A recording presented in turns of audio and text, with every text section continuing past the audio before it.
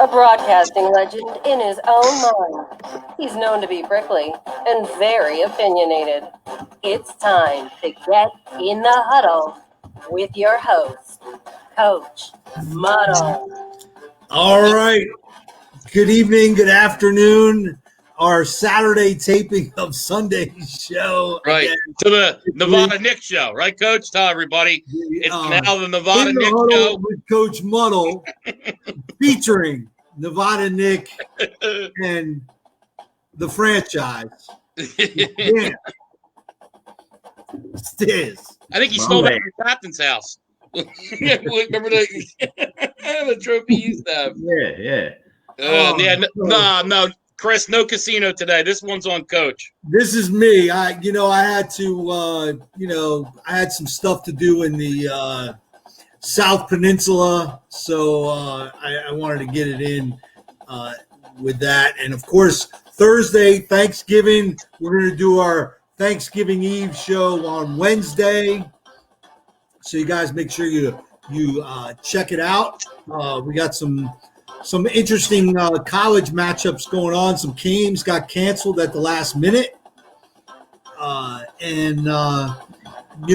thing I didn't realize, Utah hasn't played a game yet, and we're the week of Thanksgiving.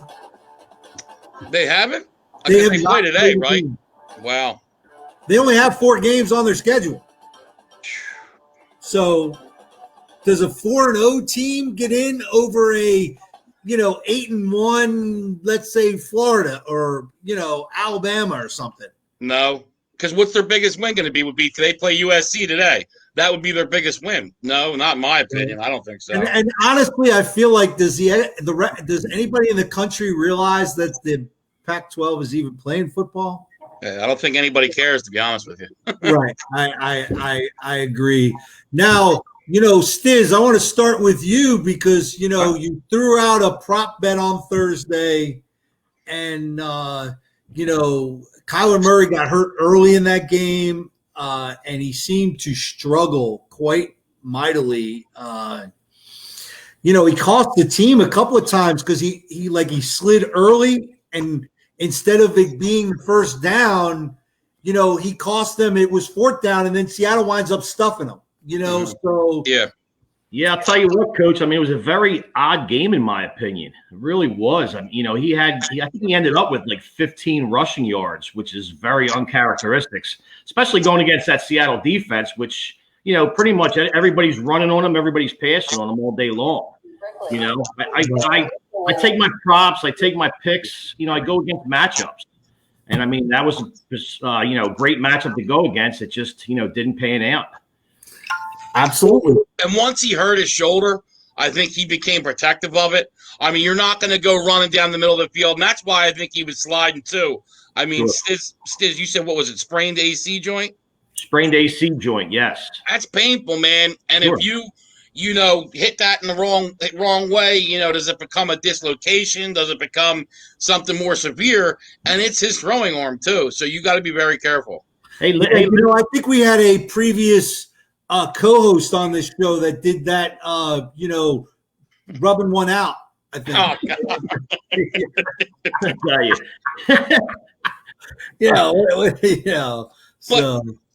But yeah, I mean, I think he was more protective because Stiz, what did he end up with, like 7 yards rushing? He didn't run at all.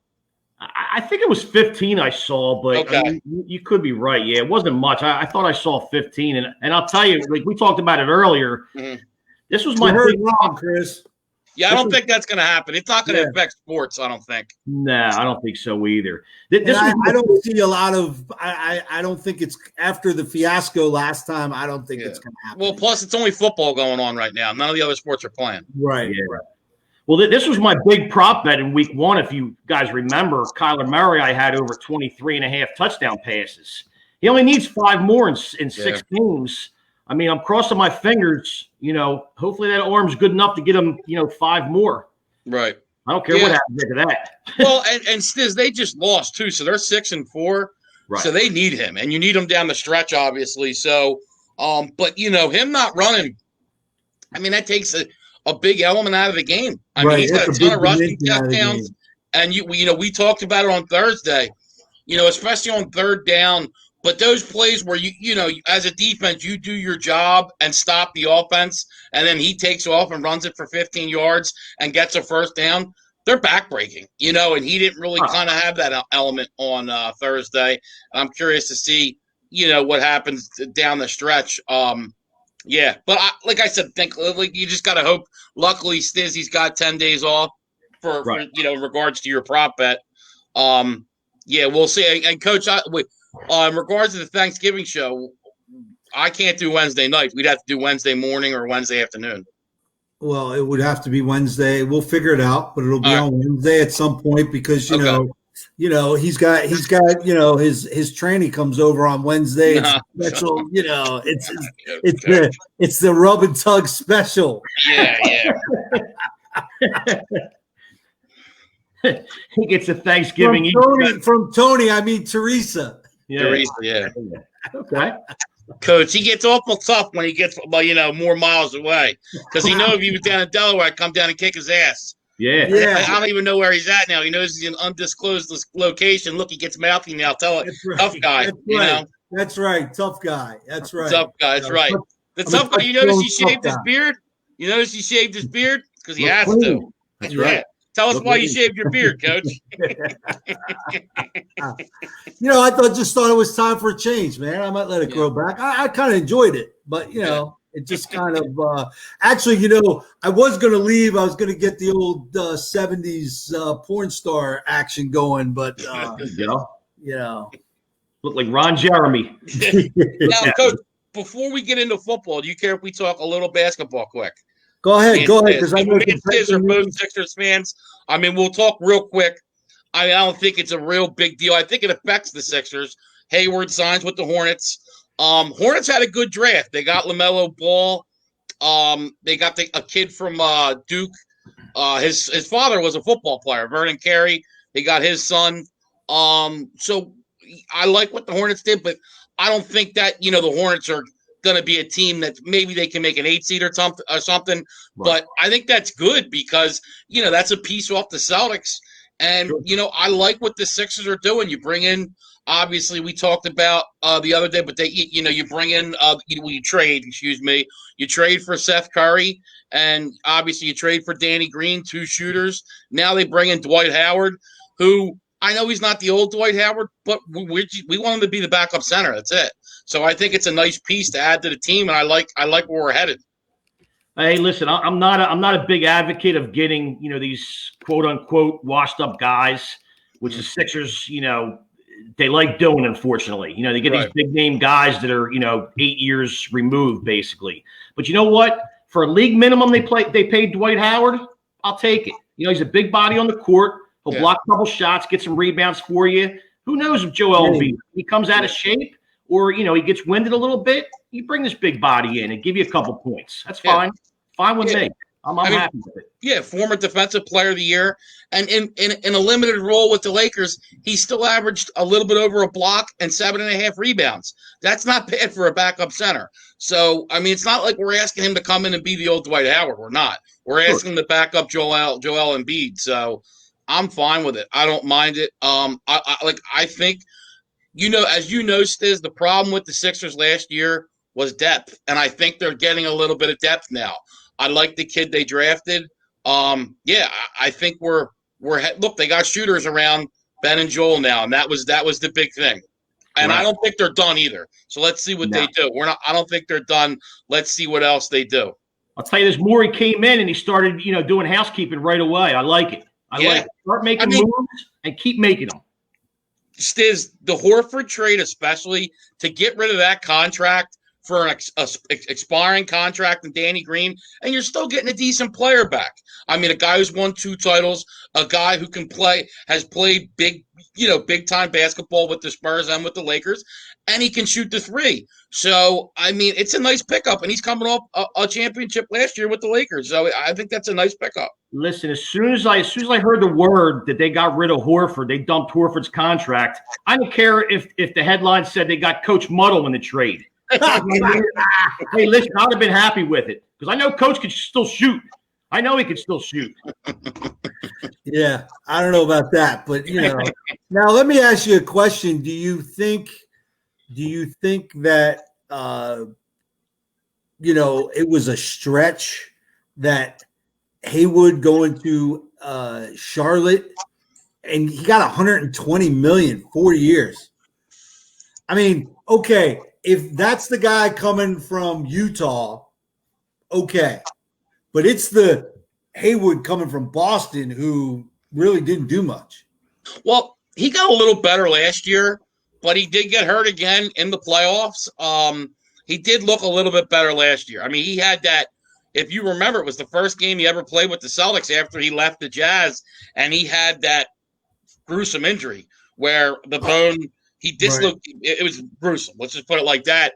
And the next year he didn't look the same, but last year it was better. I mean, my guess would be he got more money there because why else would you go to Charlotte? Not to be, it's not to play meaningful basketball, and Charlotte really hasn't been really that good since Michael Jordan took over as owner. So, and I think honestly, Melo was, Michael Jordan. I just feel like, whoever did good in the NCAA tournament is who Michael Jordan is drafting. Well, there was no tournament this year. Can I finish? Can I finish? Okay, so Melo became that guy who everybody was talking about. There's a lot of buzz, and it's bringing. You got to put butts in the seat because the Knicks are terrible, but they're a big market team. They're going to put people in the seats regardless. I think Charlotte, they'd rather go watch Duke and North Carolina play than go see Charlotte play a game. Yeah, no, you're right about that. We'll see. I mean, it's tough. They're in like no man's land kind of. They're not a big market like you alluded to, and it's hard to get free agents there. Yeah, so we'll see what happens there. It's going to be an interesting year, though. I mean, now the Warriors just took a hit, obviously, with Klay Thompson tearing his Achilles, and you got to wonder, what's he got left after, he won't play for about 2.5 years. He's got an Achilles tear and an ACL tear. Coach, with those kind of injuries, pretty hard to come back from. Yeah, and that's huge. And also, I think there's some, dissension. The Clippers pretty much, supposed to be the guys. Now, all of a sudden, why am I drawing a blank? He just left and signed with he signed with the Lakers. He just left and went across the street. I mean, literally across the street. They plan the same thing, so it's the same. Right, literally walked across the hallway. Then. Oh, okay, yeah, the hallway. There you go. No. Yeah, I don't know who are you talking about. George. I mean, they were arguing in the bubble. They blew. Those guys couldn't get it together in the bubble. So. Who are you talking about? I don't know who left the Clippers to go to the Lakers. Go Google it. Look it up, man. Go look it up. All right? You're the guy who brought it up, you dope, and I'm trying to figure out who it was. I don't even know. All right. Okay. If you say so, we'll go with it. We'll usually you would bring out the player's name. Good research, Coach. That's right. After Coach is, not knowing a name, I guess we'll transition to football. Unless you got something you want to put in? No. Is it Harold Montez? Okay. Harold. Okay, I didn't know that. Okay. Yeah. Signed a 2-year deal with the Lakers. And not that this is a big deal either, but the Sixers unloaded your boy Raul Neto, dude that came off the bench as point guard. They unloaded him for $1.8 million to the Wizards. So there's another scrub we got rid of. Yeah, I hated him, Stiz. I'd be like, this guy stinks. So, and it'll put other players in better positions too. Shake Milton showed a little bit, but now he'll be a backup to Ben. You got Maxey, the guy they got from Kentucky, who Calipari's high on. Korkmaz still can come, and he can shoot, obviously. So, Mike Scott's still on the bench. They're deeper now. They're a better team. There's no doubt about it. And before shout out, Jared, do you not know what time the show is? I mean, Why do you call it odd hours? Like we're not, we're not on the air. Is it just to call the call or what, man? Yeah, I don't think he does call after the show's over. He called at 8:00 at night, almost 8:00, 7:52 or something like that. I mean, come on, man. I'm liking Brian's idea here of Nevada cooking us a nice turducken, and and we have an all-out brawl for it. Winner gets the big leg. We'll run around like they do on Thanksgiving Day. I like that, Brian. Good idea. Yeah. All right. Now you ready to get into football now? Now let's get into some football. Can we please? Yeah, we can. Yeah. So, is this a must-win week for the Eagles? I believe it has to be must-win. I mean, you're now, the Giants have come up, they've smacked you in the mouth, and said, look, we're here, we're going to take this division. And right now, I think every game is a playoff game for them. I mean, every game means something. Giants are saying, do something about it. You know what I mean? Right. Eagles, do something about it. The ball's in your court. Yeah. I mean, and they need to. I mean, they're 3-5-1. Look, I don't know if you could say it's a must-win game because they have the lead. They can still lose a game, and they're still in first place. But when you look at the schedule and you see after this game, Seahawks, Saints, Packers, it's a must-win game. Because if you lose this game, you're going against 3 playoff teams, which they're lucky if they come out of that 1-2, my opinion. The way they're playing. How can you think that team's going to win 2 of those 3 games with the way they're playing right now? So, I mean, but like you said, Coach, the Giants have a hard schedule too. So yeah, they do. They have Coach, a very hard schedule. It's going to be. I don't think any of these teams are getting to 7 wins. I'd be stunned. One of these teams really going to get hot. I think it's going to be 6 wins that wins this division. I really do. Listen, guys, Tommy made a good point. No Myles Garrett this week. He's on the COVID-19 list. That's a big. You hate to root against people like that, but that's a big plus for the Eagles. Right. And now he said Chubb's back too, and he's right about that. But me and Stiz, I talked about that a little bit with Stiz in regards to the game. What Cleveland does, they struggle to throw the ball, kind of like when I said the San Francisco game. But they're going into what the Eagles do well, and that's stop the run. Fletcher Cox, Malik Jackson, Brandon Graham, they can stop the run. So the Browns got a 2-headed monster that can they got a good line too. They will contain both of them. Yeah, right. Coach, you're right. You're right about that. No, you're right. But look, hey, man, San Francisco's got a good line too, and so does Cleveland. They stopped San Francisco. Hey, it's going to be all this. How do they come out? And once again, does Doug run the ball? Wait a second. Doug creative offensively? Does Carson not make mistakes? Time out. I don't even know who the hell runs the ball for the 49ers, first of all. Okay? So you can't even compare the 49ers. Time out. They had one of the best rushing attacks in the league last year. What are you talking about? Okay, last year. You know what? And last year, we didn't have COVID at this time.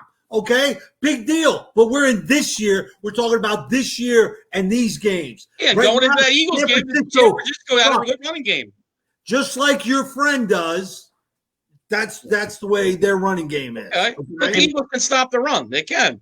Hey, listen. I don't think they can stop this running attack. Okay. Now, okay. Also, last year you didn't have Sundays with Stiz, so I mean it's a whole different 2020. You know what I mean?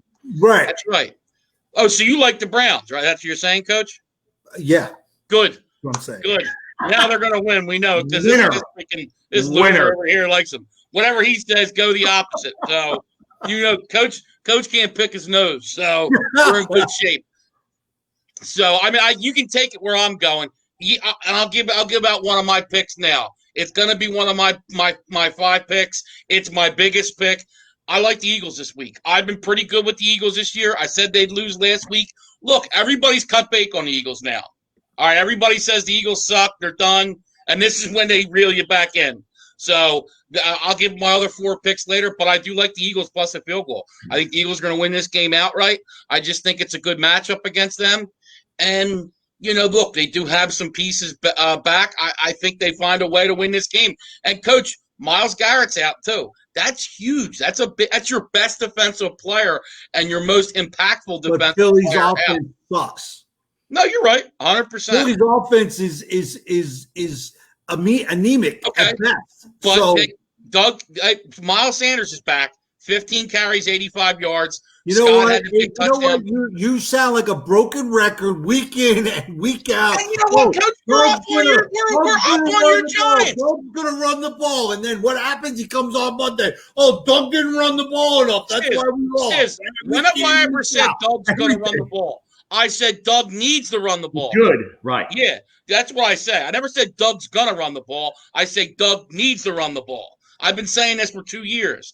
And last week, me and Stiz were sitting right at the casino watching the game. And when they started running the ball, what happened, Stiz? The Eagles started coming back and getting momentum. Right. And then the defense kind of, I don't want to say failed them, but yeah, I mean, but look, hats off to the Giants. They won last week. But, Coach, we still got 7 games. You're not the NFL East champ yet, Coach. So simmer down there. I didn't say we were. Week in and week out. Oh, Doug's going to run the ball. He should run the ball. And then on Monday, you're going to go, well, Doug didn't run the ball enough. And that's why the Eagles suck. Yeah. All right, Tommy, I'll take that bet all day. Because if you think one of those teams is going to win more than 6 games, I'll bet that right now. Because I don't see it. I don't see who's going to win 7 games. I mean, the Eagles got to win 4 games. I don't see the 4 games. I mean, I could see them. I mean, they lost to the Giants. I don't see the Giants 3 games. I don't see 3 games the Giants can win either. Yeah. So, well, yeah. I mean, I only see 1 on their schedule. You know, I don't see it. So. Well, you know, Coach, there's always a game, as you know, that sometimes you can, you know, when it's like kind of catch up or surprise on the team.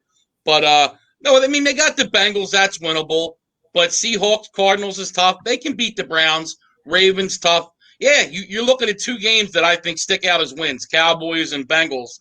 But they still got to win those games. You know, Bengals are a competitive team. Right, that's what I mean. The Bengals are playing pretty well, and so are the Browns, which normally I would say, oh, there's 2 wins right there. But they're playing real good football. So, you know, besides the Dallas game, I don't really see a winnable – where, okay, that's an L. It's possible, but yeah. Well, and then the Eagles, they got the Redskins and the Cowboys. They should win those games, but do they? I don't know. I mean, they lost to the Redskins week 1, so I mean, who knows? I mean, like I said, you know, I'm still going to say the Giants because that's who I went with, but I mean, this is such a shit division, and then whoever wins it, they're going to lose in the first round anyway. I just don't, you know, it's a bad division this year. You know, we'll see what happens in the future. But my problem is with the Giants because we really need a pass rusher. I really like that kid from Miami, and I don't think the kid from Miami goes past 8. I mean, I know he sat out, so a lot of people have really backed off of him, but I still think he's a top 10 draft pick. And if the Giants make the division, they wind up probably drafting outside the top 10, and I don't think that kid falls to them. Yeah. Coach, I'm sure you saw this news. The Giants fired their offensive line coach, Mark Colombo. Yeah, we talked about that on Thursday. I like the move. I wasn't a fan of Mark Colombo to begin with. Okay. So I like it. I like that there was some, you know, argument and maybe fisticuffs, maybe not. Some stuff happened in the locker room. I'm excited that, hey, Joe Judge, no bullshit. I don't care who you are. Yeah. You're not safe. And that was really Jason Garrett's guy. Like, hey, you're hiring me as the offensive coordinator. I want to bring him along as my O-line coach. And that was kind of a give me. And, you know, I even questioned it. I was like, geez, right after the Giants' 2 wins, the O-line's playing really well. Come to find out, Joe Judge has been working with the offensive line the last 2 weeks. So, you know what? And the guy they bring in, I like him. I'm a fan. You know, he's a little he's kind of like me, a little prickly. He's doesn't care. He's going to tell you how it is, whether you like it or not. And that as an offensive line coach, you need to be that way. You know, he's a little old school and, you know, suck it up, Buttercup. Let's play some football. Okay. Yeah. And you know what, Coach, too? It's good, too, that even when things are going good and after 2 wins, that this early you can admit, hey, I made a mistake. You know what I mean? And correct the mistake. So I like what Joe Judge is doing. You know, we've always said that the Giants were a decent team. They just needed to learn to finish, and they're starting to finish now. As we know, the big question that's going to still be, I know some people are starting to believe, but I don't know that Daniel Jones is the guy yet. And that's going to be the big question after the year. I agree. And I think really you give him a pass this year. You put a couple of pieces around him. Hopefully we have a new general manager because we don't have a true number one receiver. That offensive line starting to gel and play. So, and look, maybe we can – I know Saquon's coming off an injury, but maybe we could still dump him for a draft pick or two. Let's move on. You already know you're not paying him, so let's at least get something for him and let's move on with our day, okay? And let's do that and put some pieces around him and see. And then next year, I think, is the year we make that decision. And you could be right, Coach. The only problem with that, though, is – and Jay, I think you're wrong this week. That's my buddy Jay, went to school together. He's an Eagles fan too. But Coach, I think if you do that, and let's say you're wrong, then what? Because if you're a good team in the middle, then what are you going to draft a QB? And then you're yes, I know. You're in a catch-22. It's a big risk, Coach. And I feel like the Browns are in that same. So are the Eagles. Boat. The Eagles are too. You're outside that top 5 to get a quarterback, and I think the Eagles are too with Wentz. I mean, I'm a Wentz guy. I think he's definitely playing horrible. I can't sit there and back him up. I just think he hasn't had anything around him. You got to see, look, the guy has showed what he can do. It's just, I don't know. Him and Doug got to get their shit together, and I don't, if it continues to get worse though, and he doesn't improve like he did last year, they may move on. I mean, and honestly, I really think that there's going to be some quarterbacks out there that you can get for a third, fourth, maybe you might have to go as high as a 2, but teams are going to dump Sam Darnold. You're going to steal that guy. I think he's a good quarterback.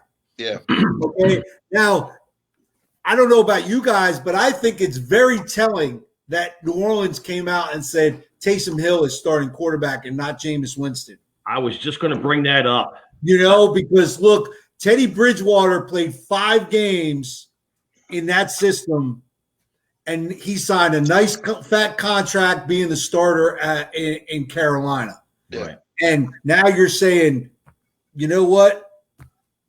I've signed with New Orleans to resurrect my career, and they don't think that I have a career, is what they're basically saying. That really surprised me, I'll tell you, because, Winston came in, for a few series last week when Breeze got hurt, and, he played the last, I think, game or 2 or whatever, and that really shocked me. I couldn't believe I saw that, because the big news was Taysom Hill was going to be eligible at tight end. So I figured, okay, they're going to use him with some gadget plays at tight end, or he's going to be eligible or whatever. When that news came out, I couldn't believe it. I said, wow. And it's a complete farce. Taysom Hill's going to go in for, 1 play, and then Winston comes in and Hill's still on the field type of thing, some kind of gadget play. Or they're going to run the ball a lot, and because he's not a very accurate quarterback. And who knows with reports, but I'm reading that Jameis Winston isn't part of any packages. That's what I heard. Yeah, he's going to be a backup quarterback. So. Yeah. So that's surprising, I'll tell you. Yeah. Look, he doesn't throw the ball a lot. We'll have to see. But, I think he's going to have a short leash. Like, if he comes out and can't make plays throwing, I think Jameis will come in. But we'll have to see. But I think, anyway, it too, Stiz, Coach. You want to simplify things when your starting quarterback goes out. So I think they're going to run the ball, and that's one thing Taysom can do. So you'll have some gadgets with that, and then they'll try to do the play-action passes where guys are pretty much wide open, and luckily he has his complement of players, Michael Thomas, Emmanuel Sanders, Jared Cook, so that, Kamara out of the backfield. So, and look, and Peyton's a great designer of offense. Maybe he can put them in good spots. Hey, listen, he's only thrown 18 career passes so far. He's 10 for 18. I think he has about 205 yards passing, 1 pick, 0 touchdowns.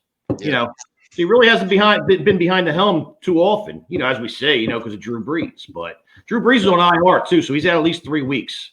And there's rumors he might not be able to. Yeah, they say he might be out to the playoffs. Yeah, I think so too. You punctured a lung. They're kind of lucky that they've already played Tampa Bay twice and they beat them, so they don't have to play them. So they kind of have one loss in their pocket in regards to that. And they go Falcons, Broncos, Falcons, Eagles, Chiefs, which will be a tough game, and then Vikings and Panthers. And one thing I will say, and if PP Eater is watching, the Vikings are starting to play good football. They've won 3 straight now, or maybe 4 straight, maybe 3 or 4 straight. They're starting to look good, the Vikings, and playing good football. We'll see what happens with them. I still think they're to quote Billy, they're trash juice. Trash juice. That's even a quote. But yeah, trash. That was Billy's quote. He didn't say trash juice a lot. Great. Yeah. That's great. Yeah. As long as Dalvin Cook's healthy, they have a shot. Without Dalvin Cook, though, look, here it is, man. As long as Kirk Cousins is the quarterback, they ain't doing nothing. Yeah, I agree. Simple. We all agree on that. Yeah. No, I agree. But look, there's some big games this week. You got the Green Bay Indy game, which is a very big game, obviously, because neither of those teams could. I guess Green Bay could use a loss, but Indy, if they lose coming off the, they beat Tennessee, excuse me, but still a big game for those two teams. And then you got the big game on Monday night, which I'm looking forward to, is Rams versus Bucks, which is a big game too. And finally a good Monday night game. Usually these Monday night games are shitty. So, and obviously we got the Sunday night game where it's the Chiefs versus the Raiders, which I think is going to be, a big one. And I think Kansas City's coming with revenge on their mind. And I cried after that game because it was so gut-wrenching, man. I cried after that game. I think because I know there's some COVID issues for the Raiders. And look, I don't want that to be an excuse on Monday. You know what I mean? Chiefs are coming to play. Their victory tour they took in Kansas City. I think they're going to end up regretting that on Sunday night at 11:30, whenever the game ends. Yeah, you don't want that. We don't want to add no fuel to that. You know what I mean? Yeah, a good team like Kansas City. I think Andy, who let's not forget, has been coaching since '99. So that's 21 years. He only has 2 or 3 losses after a bye. Crazy. Unbelievable off a bye. And you know what? Guys like Mahomes, who I would say Jordan-esque, I know he doesn't have 6 titles, but I'm saying he's that type of player. You don't want to add fuel to the fire because those guys remember stuff like that. And that's how Belichick was. I remember we made a mistake the first time we played the Patriots in the Super Bowl. 2 days before the Super Bowl, we announced the Super Bowl parade. Guess what Belichick did the night before the Super Bowl? He came out and said, I just want to let you guys know the Eagles, their Super Bowl parade's going to go down Broad Street, go down the way. And he mapped it out. I remember that. That was his pregame. The night before the game, he goes, here, this is the parade route for the Eagles when they win the Super Bowl. And he mapped it all the way out for them. Yep. And trust me, man, when that pisses you off, man. Yeah. It does. It adds fuel to the fire. And you don't want to why do you think coaches say don't give them bulletin board material? Because they don't want to. I know they say, it's a championship game. You're not going to get more amped, but trust me, you can come out and guarantee a win. That's why it was so ballsy when Messier did it. You know what I mean? And said, we're going to win. It's not smart. It's not. You just keep your mouth shut and go play. Yep. Pack your lunch and let's do it. Yeah. Yeah. So, what was the other game that I was looking at? With Eagles. So I'm looking up at the schedule. Sorry. I will say, Nick, not to interrupt you, but we were talking about the Green Bay Colts game. Mm-hmm. Keep an eye on Devontae Adams. I'm getting conflicting reports. He tweaked his ankle. He had a moderate ankle sprain, they say, last week during a game in Jacksonville. I heard on one report from these fantasy football doctors which a good friend of mine, of course, a little inside info, but he told me that, it didn't look like Devontae Adams was going to suit up. He did practice on Thursday. Now I'm hearing reports that he did practice on Friday and he looked pretty good. And Matt LaFleur said it looks like he's going to be good to go on Sunday. So keep an eye on him because that's a big person to lose. You know what I mean? That's their offense. To me, after Rodgers, that's their next biggest player. It's their bread and butter. You know what I mean? So yeah. So now, keep an eye on his status. Is Aaron Jones? Has he played? For some reason, he's back. He came back 2 games ago and played pretty well. Jamal Williams is still in there as a change of pace back, pass catching back. But Aaron Jones came back, I believe, 2 games ago. Now, Stiz, do you want to get into your starts and sits? Oh, sure. Right. Up to Coach. This is Coach Muddle. I was just going to say, why don't we get into some of that? Okay, good. Yeah, awesome. So here we are, week 11. And I'll tell you, man, there's a lot of trash out there on the waiver wire, fellas. There's not too much out there. We got 4 teams on trash or trash juice. Yeah, the trash juice. A lot of trash juice out there for sure, Coach. That is for sure. We got 4 teams on bye this week. Buffalo, Chicago, Coach's G-men, and the San Francisco 49ers. So you're missing a lot of pieces out there. I go to the waiver wire and I look around, and like I said, there's really not much out there. But I did see a name that I kind of liked, and he's a journeyman. Kalen Ballage, running back for the LA Chargers. He was on Miami. I believe he was on the Jets at some point too, right, Nick?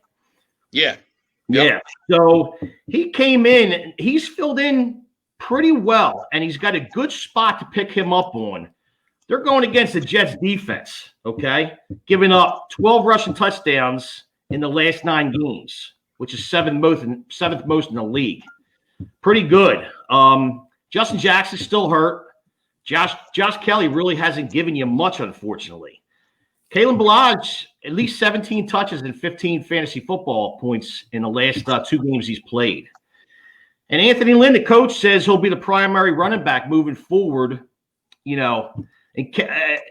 blurring in Austin Eckler return, which I think we talked about that like the last week or two. This team's, 3-11, 3-10 moving forward. Do you bring Austin Eckler back? I think you stay with Ballage. You stay with, what's there. I don't think you bring a guy back on a losing football team that has no chance of making the playoffs. Especially at running back. You know what I mean? A position, that it does such a toll on your body.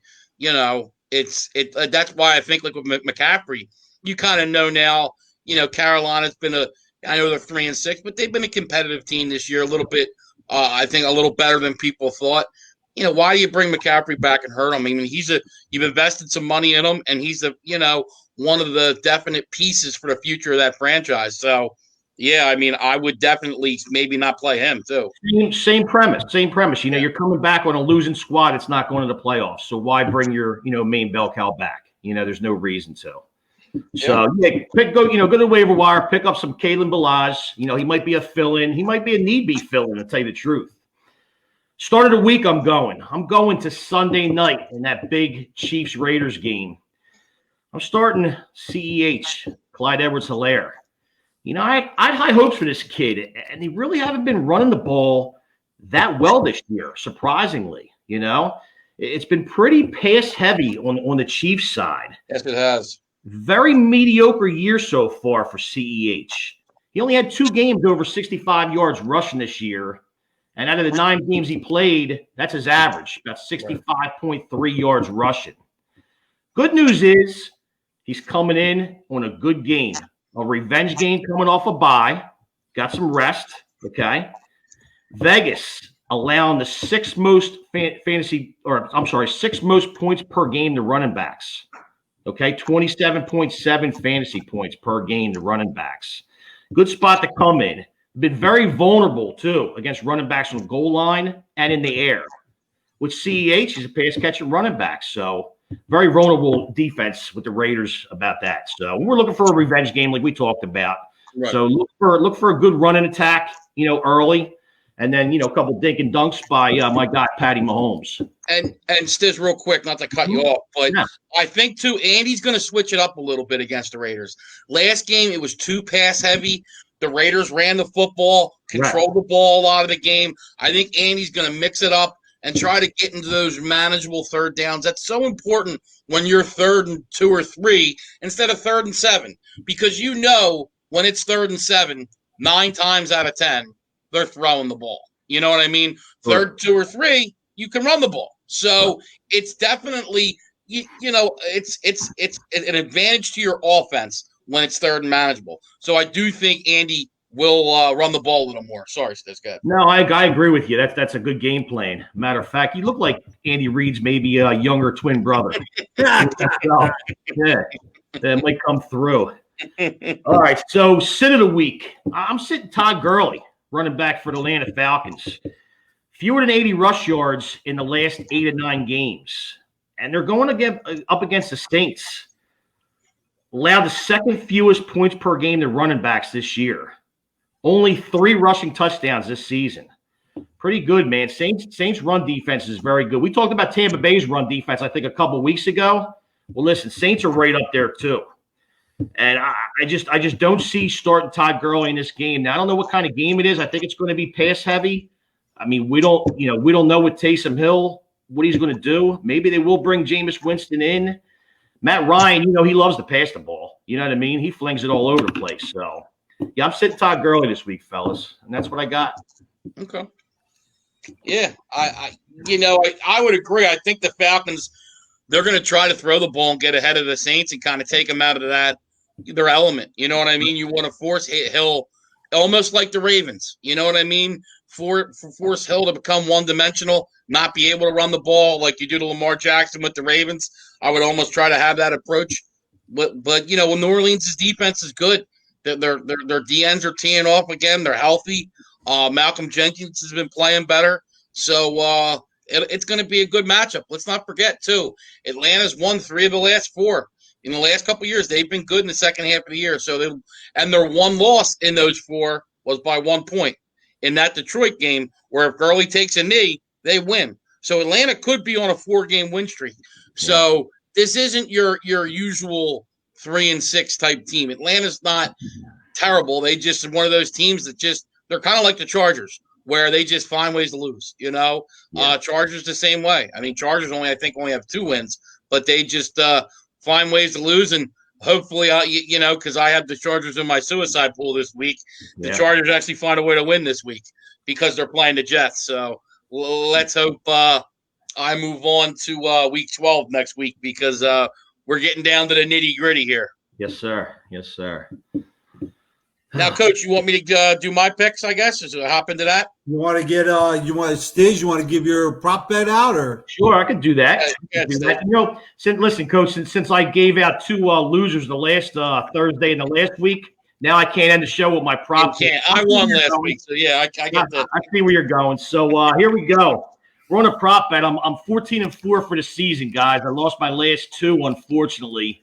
Just didn't go against game. It didn't go with game script like I thought it was going to. Kyler Murray beat me, and Devontae Adams beat me on Sunday. Yeah, I mean, what are you going to do? Devontae Adams last Sunday when we were in Atlantic City, look, he had a 23-yard pass play called back on a penalty. No excuses. He had a touchdown called back. It was a 12-yard touchdown.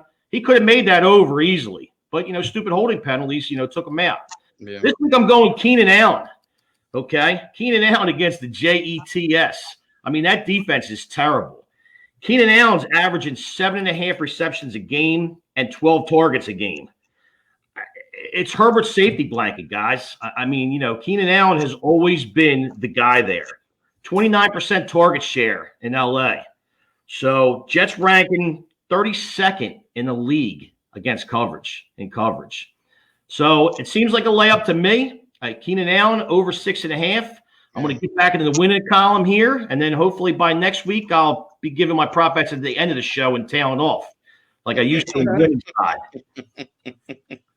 Coach, get off Grinder. Pay attention, Coach. I'm just checking out some scores. Is that okay with you? Yeah, that's okay with me, Coach. Checking out some scores, man. Hey, man, if you'd be listening to the man's prop bet and then taking it down to Delaware Park and betting it, you'd have a lot of money. Delaware Park's too far from me, okay? Know your geographic. Find a bookie down there in Dewey. All right. What I mean? I'll put it in for you. I mean, you'd have to send me the money first because I don't trust you. I don't know you're not for it. I know that. You know, Coach, you'll have to go beat them. You know what I mean? Yeah. You have to go lock the door and say, now you can't leave with Coach. You know what I mean? Yeah. All right, so I guess I'll get into my picks now. Hoping to keep it going, man. The train's been going good, 4 straight winning weeks. You know, I had said 3 weeks ago after my first winning week there. Well, not my first of the year, but after I had a little bit of a losing streak, I had turned around. I said I was starting to feel good. This week, not a lot I like. I mean, not a ton I like. Obviously, I'll start with the Eagles again. I got the Eagles +3.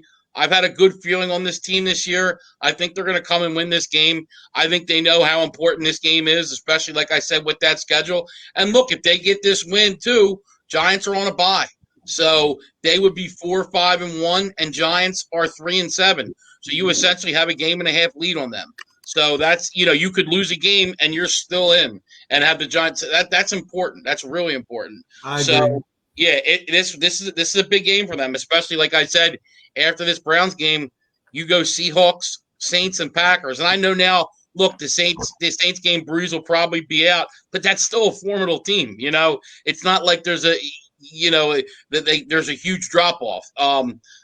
With Breeze out, that's still a really good team. It's going to be 3 tough games for the Eagles, and I think it's going to be tough to go 1-2 in that 3-game stretch. So very important game this week for the Eagles. I'm going to take the Eagles +3, and I like them. If you want to bet on money line, go ahead, because I like them outright too.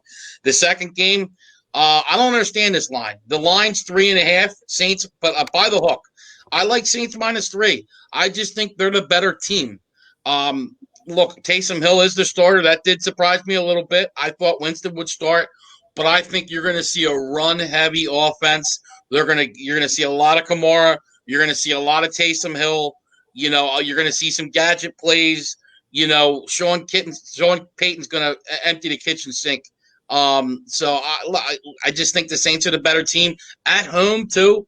I mean, basically, they're telling you this is an even game. The Saints and Falcons aren't even teams. I mean, it's at the Superdome. I know there's no fans, but still, they're telling you this is an even game.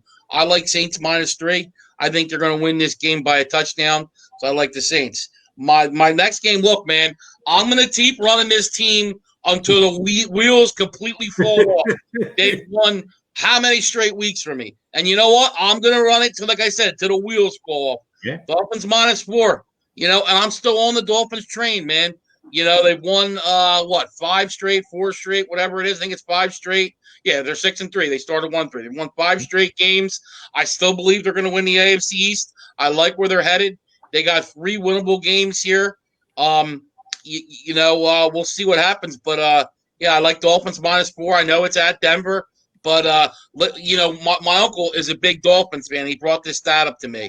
Dolphins lead the league in takeaways, and Broncos are one of the leaders in giveaways. So, you know, I think we're going to see some turnovers from the Broncos, and Dolphins get some takeaways.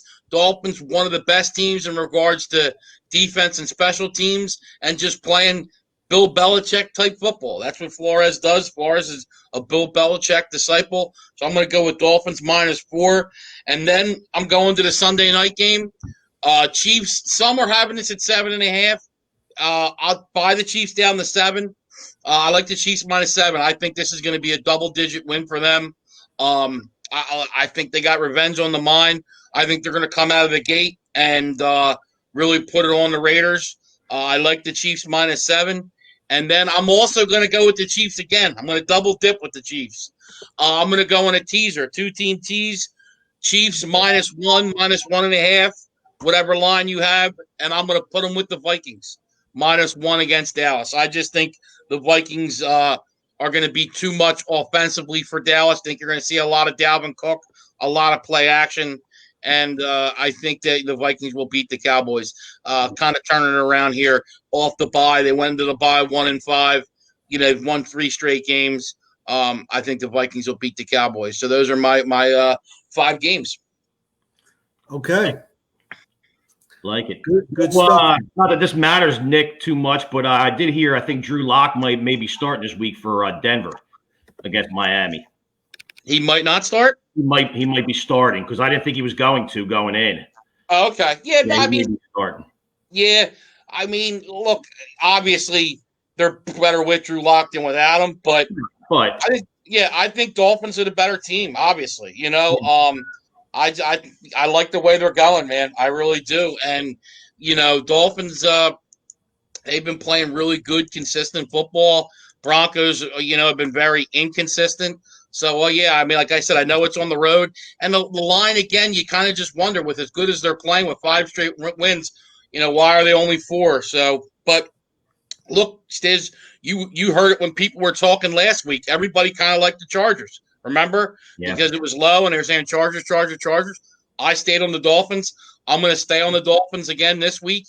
And look, if the Dolphins can win this game again, they're 7-3, and their next 2 games are Jets and Bengals. So, winnable games. They could be 9-3 after 12 games. Then they do play the Chiefs after that.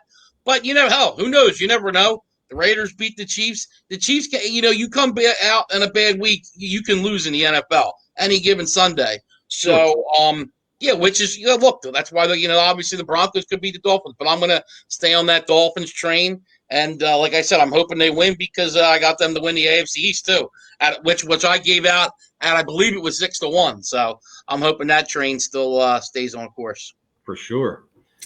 Absolutely. I like That's it. right, Brian. It's the only top notch here. Only top notch here. Red Solo, look. Yeah. If you notice, they both got red Solo cups. Coach had to get rid of that Giants cup because it was just, No, the Giants are on a bye this week. What can I tell you? See, Brian, what happens is, me and Coach got to drink out of the red Solo cups. Nevada Nick over there with his big money, he drinks out of a chalice. You know what I mean? I do. Yeah. Yep. We don't have money like him. No, it's the truth. I just have somebody pour in my mouth, too. You know what I mean? I won't even get these hands dirty. You know what I'm saying? Speaking of a challenge. Tony, Teresa comes by and does that for you. Yeah. Good old Teresa. Speaking of a challenge, before we end this segment, I just want to say I'm looking in the comments section. I'm looking at people watching. I don't see none of my happy hour people, none of my cornhole people from yesterday. Nobody's chirping now. Nothing but crickets out there. Coach, the trophy's back in his rightful place. He's got off the schneid. All right, listen, man. Why aren't you drinking out of the trophy, Stiz? Yeah, there you go. Listen, I'm getting ready to do a shot out of here as soon as we end this podcast. Perfect for shots. Hey, listen, this show, you're allowed to do that on the show. Sure, absolutely. I might next week if I get it back to back. Trust me, I will. I got tired of hearing these guys chirping and put me down. You know what I mean about my skills. Absolutely. Listen, the nicknames coming back, Mr. Clutch, because I was Mr. Clutch last night, brother. There wasn't nobody stopping me. All right. Well, maybe your boy Patty Mahomes will have to do another, State Farm commercial. And did Stiz tell you where they played last night? It was St. Thomas School of the Blind. So that's who Stiz. No, Stiz got off the schneid, and he'll get it going here. I think he'll. I wasn't there last night, but I think maybe that's why that had something to do with it. He was on a 4-week streak the 1 week. So. Yeah. And some of it, too, is kind of luck of the draw a little bit. You know what I mean? Because we pick out of a hat. You're only as good as your partner a little bit, too. Hey, look, a little change of scenery last night. We had, a little bit better lighting, a little bit flatter ground. Stiz doesn't make excuses. You know what I mean? He just plays wherever he has to. But you know what? Last night it was really flowing, and I really felt good. And it was really nice to wake up this morning, drinking my coffee out back on the deck with this piece of fine medallion around my neck, Really felt good. And to blast a group text to these guys. Jerk off, put me down. I got you. Stiz woke up with that green thing around his neck from the green mark. I use special cream to take that away. Hey, that trophy's got its own special pillow in his bed, man. It sleeps right next to him. Yeah, sure. You know what? I'm going to leave that alone. Okay. Yeah. You just opened it up for a big can of worms, and I'll just leave it alone. Thank you, buddy. And on that note, everyone, thanks for hanging out. We appreciate it. We'll see everybody live Monday, same time, 6 to 7. Jump in. We appreciate everybody coming in early to redo it because we have some stuff going on. So we appreciate it. And then, Coach, Monday, too, we'll let everybody know what we'll talk off air here. I don't know if Stiz can do Wednesday, but we'll tell everybody what we're going to do on Wednesday, too. Okay, sounds good. All right, thanks, everyone. Have fun Sunday, and we'll see you on Monday.